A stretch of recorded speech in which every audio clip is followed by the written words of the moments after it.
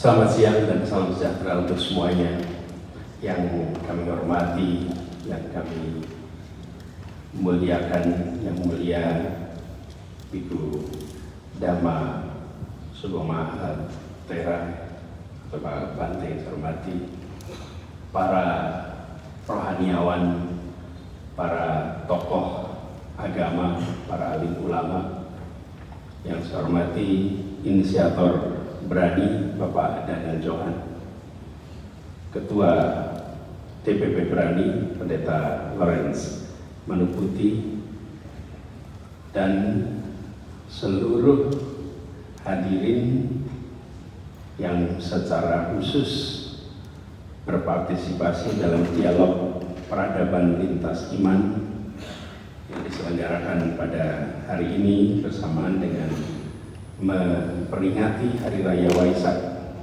2568,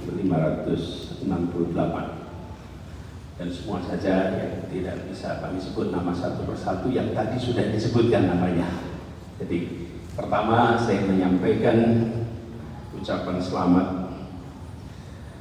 selamat merayakan Hari Raya Waisak. Semoga ketenangan, keteduhan, dan pelajaran atas perjalanan hidup Sang Buddha bisa menjadi inspirasi bagi semuanya. Izinkan yang kedua saya menyampaikan terima kasih atas undangan untuk bisa ikut bertukar pikiran di dalam forum ini. Saya dapat tugas jadi keynote Bante. Ini tugas yang besar, mudah-mudahan tidak berat. Tugas yang besar, mudah-mudahan tidak berat. Kami sama-sama beraktivitas di Jakarta dengan begitu banyak yang hadir di sini. Dan di dalam perjalanan bertugas, Jakarta ini sebuah kota yang memiliki unsur kebinekaan mungkin paling bineka di antara semua kota yang ada di Indonesia. Tidak ada unsur yang tidak terwakili. Sebut pulau manapun rasanya ada representasinya di sini. Sebut unsur manapun ada representasinya di sini. Nah, dari pengalaman kami bertugas ketika di Jakarta, ada beberapa hal reflektif yang kami rasa bisa menjadi pelajaran bagi kita ketika berbicara tentang dialog peradaban lintas iman, merawat dunia, menjaga kehidupan. Kita semua menyadari bahwa negeri ini negeri yang amat bineka. Bangsa ini bangsa yang amat bineka. Dan tadi disampaikan dalam sambutan oleh Ketua Umum DPP Berani, ruangan ini menggambarkan itu, Bante. Karena pilihan motif corak kain bukan hanya batik, ada ikat, ada macam-macam ada di sini, menggambarkan kebinekaan itu. Dan bila kami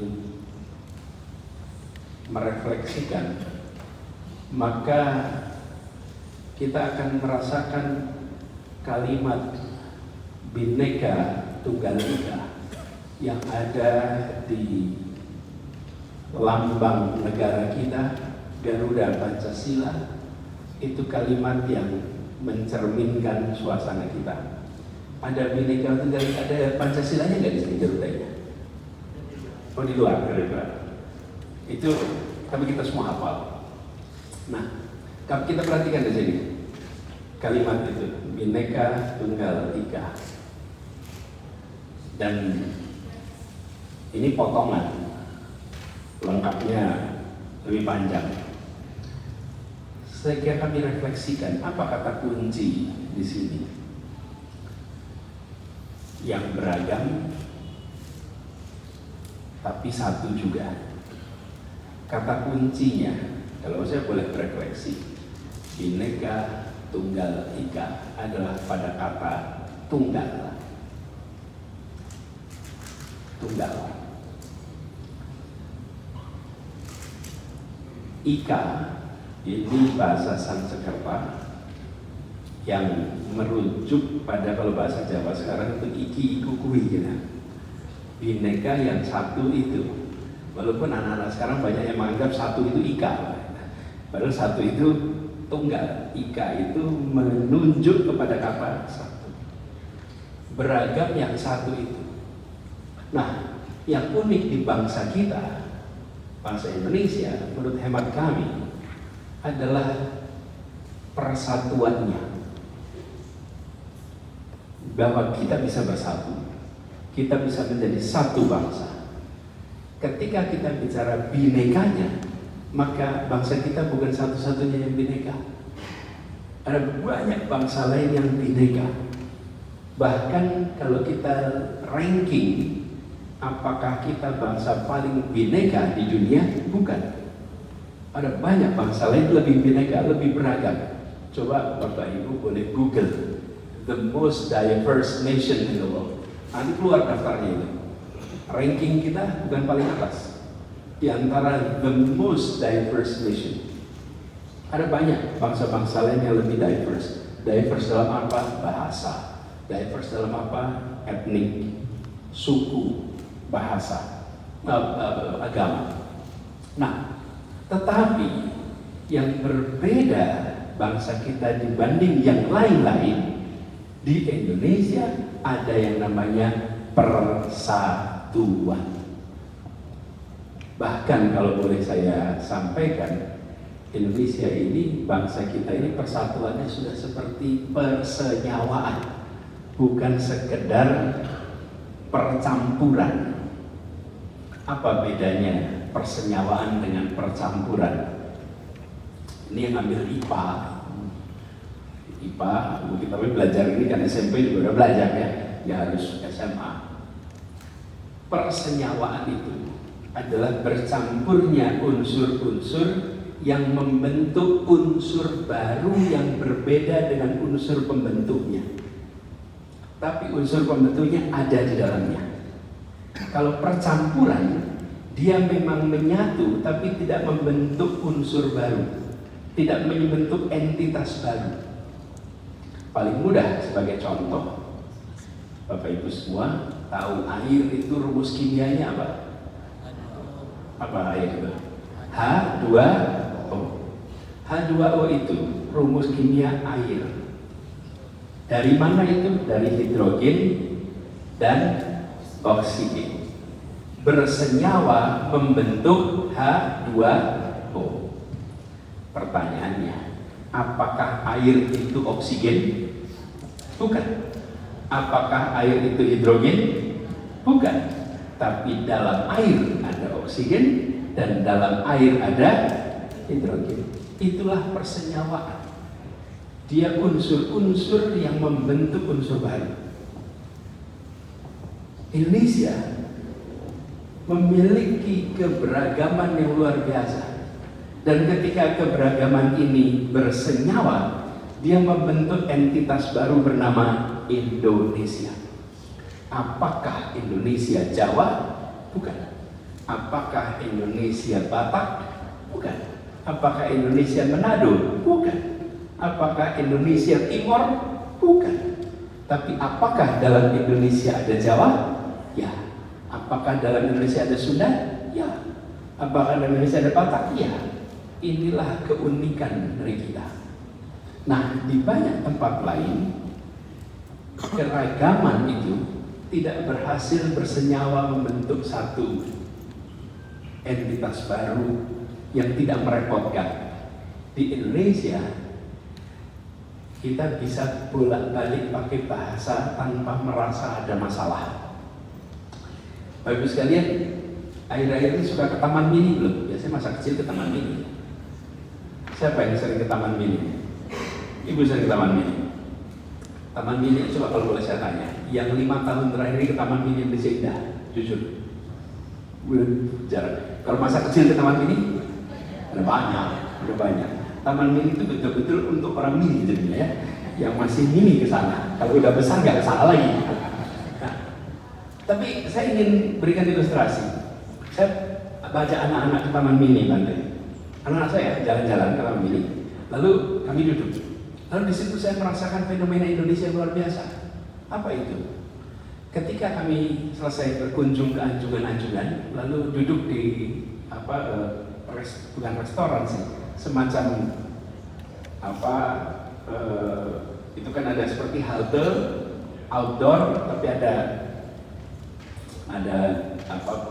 atapnya, dan di situ makan siang, minum. Saya dengan anak-anak di situ. Kami duduk. Apa yang menarik ketika kami duduk? Tetangga-tetangga kami itu ada yang bicara bahasa Sunda, ada yang bicara, itu rombongan dari seluruh Indonesia, bahasanya beda-beda di tiap meja, tiap kursi, karena berasal dari mana-mana.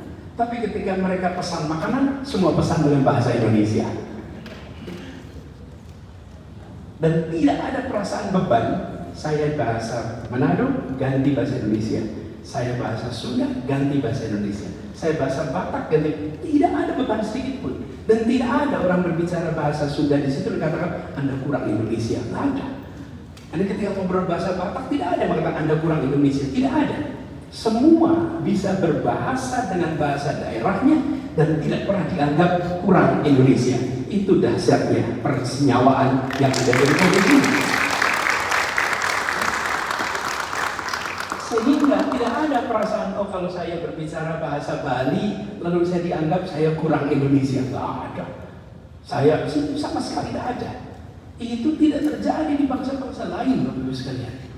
Kita sanggup mempersatukan menjadi sebuah persenyawaan yang dahsyat. Nah, karena itu saya bisa sampaikan di sini kalimat Bhinneka Tunggal Ika, kata paling dahsyat itu kata tunggal. Karena itu yang membuat kita menyatu. Di sisi lain kita menghargai, merawat bhinekanya, sehingga bhinekanya tidak hilang. Dia tetap menjadi bagian dari sebuah tunggalnya bangsa Indonesia. Nah, itu kemudian kalau kita reflektifkan, latar belakang kita memang berbeda-beda. Dan kita tidak bisa mempersatukan, menyamakan latar belakang. Bagaimana mau dipersatukan? Saya lahir dari sebuah keluarga yang suku bangsanya A, agamanya B. Memang kita bisa ngatur, bisa berbalik, mengubah, tidak bisa. Karena itu, yang disebut sebagai latar belakang yang membentuk kita, sering kita sebut dengan keragaman, kebhinekaan, itu adalah keniscayaan karunia Tuhan. Beragam itu karunia Tuhan, beragam itu ciptaan Tuhan, tapi bersatu itu hasil kerja manusia. Bersatu adalah usaha yang harus kita lakukan. Menjadi beragam ini ciptaan Tuhan, tapi memilih bersatu, bersenyawa itu pilihan kita. Nah, bangsa Indonesia berhasil memilih untuk bersatu, bersenyawa seperti sekarang. Nah, ini harus dijaga. Harus dijaga. Kadang-kadang kita lupa tentang pentingnya tunggal, tapi kita banyak mengatakan pentingnya bhineka.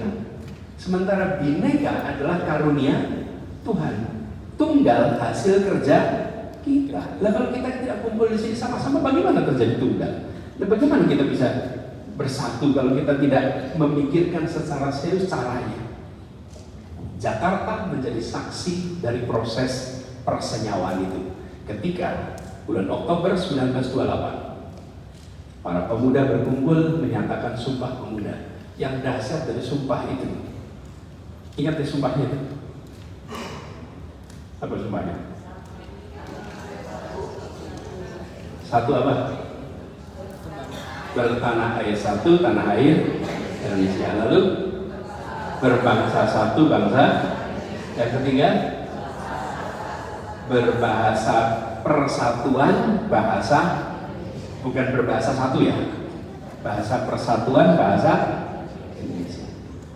Menyatakan dua yang pertama itu mudah, satu tanah air mudah, menyatakan satu bangsa mudah, tapi menyatakan yang ketiga berbahasa persatuan bahasa Indonesia. Bayangkan kalau kita,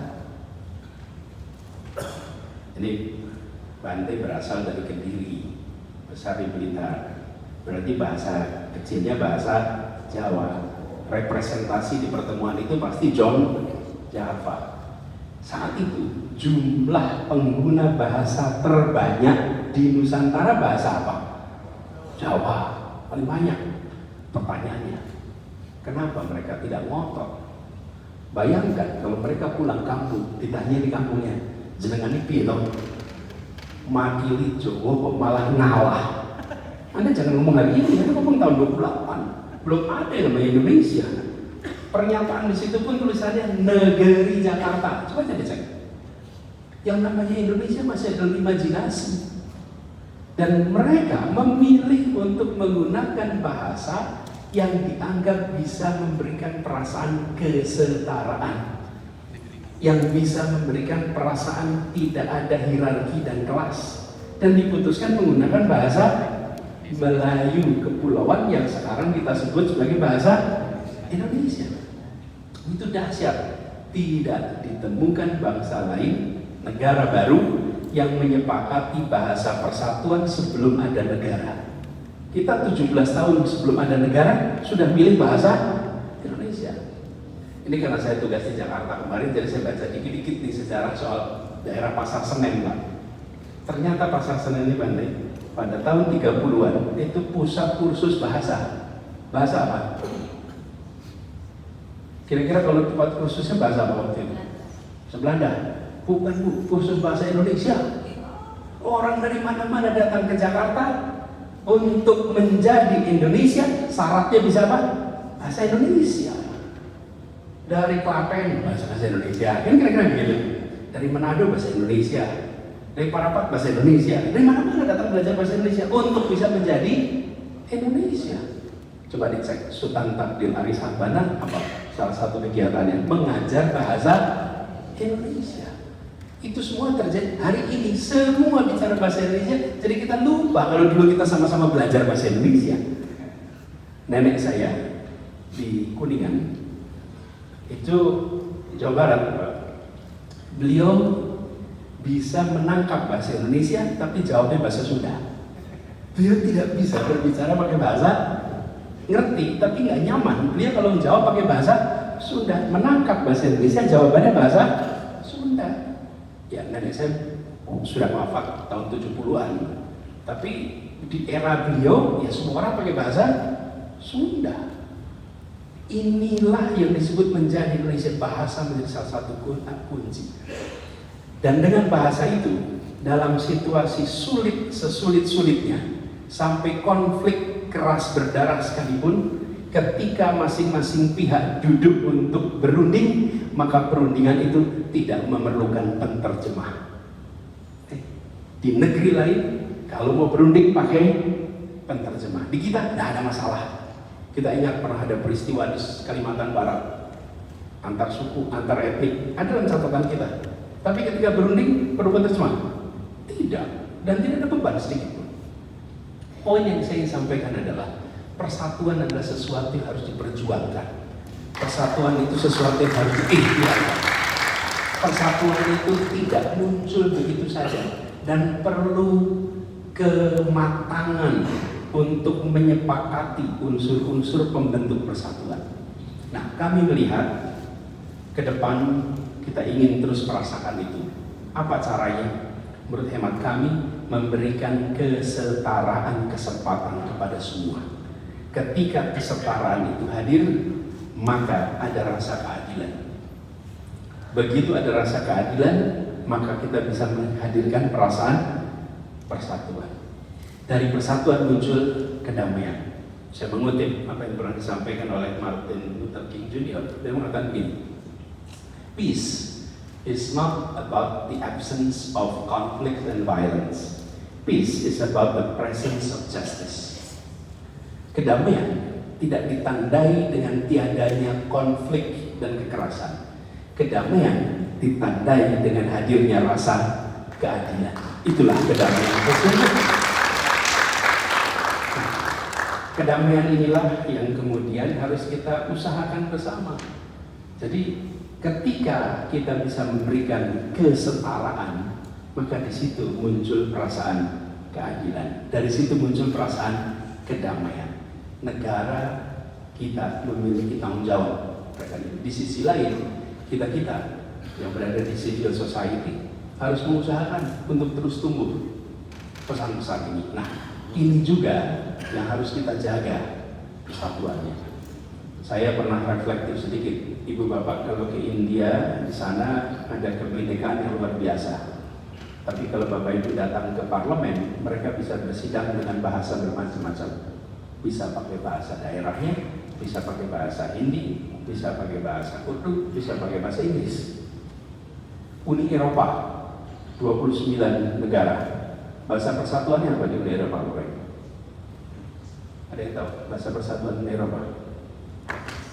Inggris. Inggris sudah Brexit, sudah keluar dari Uni Eropa. Di sana bahasa resminya 23 bahasa.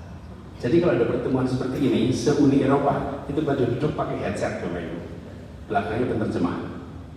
Oke. Di sini tidak ada itu semua. Makanya saya sering kalau di forum-forum internasional saya bilang, kalau Anda mau belajar sebuah negara, sebuah bangsa yang mengerti namanya persatuan, datanglah ke ujung paling tenggara Asia. Di situ ada namanya bangsa Indonesia yang bisa mengajarkan pada kebersamaan. Nah, jadi ke depan kami melihat perlunya itu dijaga. Bahwa persatuan ini harus dijaga supaya apa? Yang beragam ini terus bisa jalan. Tanpa itu, jangan sampai kita lupa pentingnya persatuan. Kenapa? Karena persatuan hasil usaha kita. Keragaman adalah karunia Tuhan. Kita lahir sebagai Muslim, kita lahir sebagai Buddha, kita lahir sebagai Hindu, kita lahir sebagai Nasrani, kita lahir sebagai Katolik, dan Konghucu dan lain-lain, di luar kendali kita.